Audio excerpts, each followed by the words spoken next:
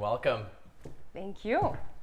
So this home offers a modern open concept design, and we do it just to appeal to the masses.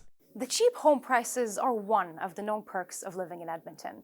But that doesn't mean that everyone that benefits from them actually has to live here.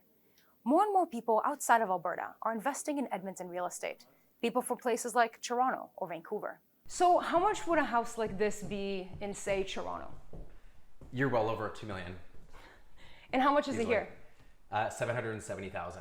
Calvin Hexter works with real estate buyers and investors in the city. But lately, he's been seeing more and more clients out of province. Skyrocketing housing prices in Ontario and BC are making people realize their dream home might be one they'll rent out to somebody else. And a cheaper price tag is just one factor. There's no PST, there's no land transfer tax. If you are looking at purchasing a property for the intent of investment and you're going to rent it out, there's a lot more favorable landlord rules versus tenant rules. So if you want to be a landlord here, it's a lot easier. If you want to be a landlord in one of the bigger cities like Toronto or Vancouver, way more difficult. In Ontario, it could take more than 6 months to evict someone who isn't paying rent. But in Alberta, you could do it with a 2-week notice. There's also no rent control, and even building properties from scratch is easier out here.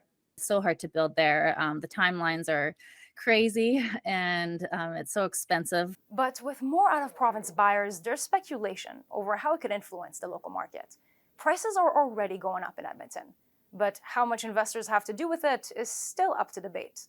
The headlines that we're reading and all the conversations that we're having, saying those darn investors are, pushing everybody out.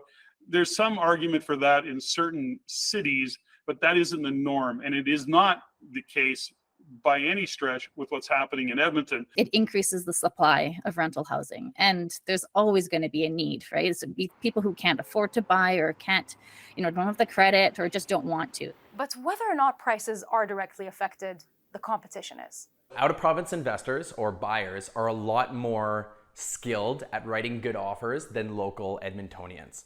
They're used to a seller's market. They're used to a market that is so hyper-competitive, and then they come here, we don't see the same level of competition. So who ends up winning? There's a good chance that if you're in a bidding war towards an out-of-province client versus a local, out-of-province might end up winning. But this trend doesn't have to mean out-of-province folks are taking over. These investments could translate into migration. People in the real estate industry I spoke to mentioned that a lot of their investors, especially young ones, eventually move out here to enjoy the lower cost of living and actually live in the house that they buy. Nama Weingarten, CBC News, Edmonton.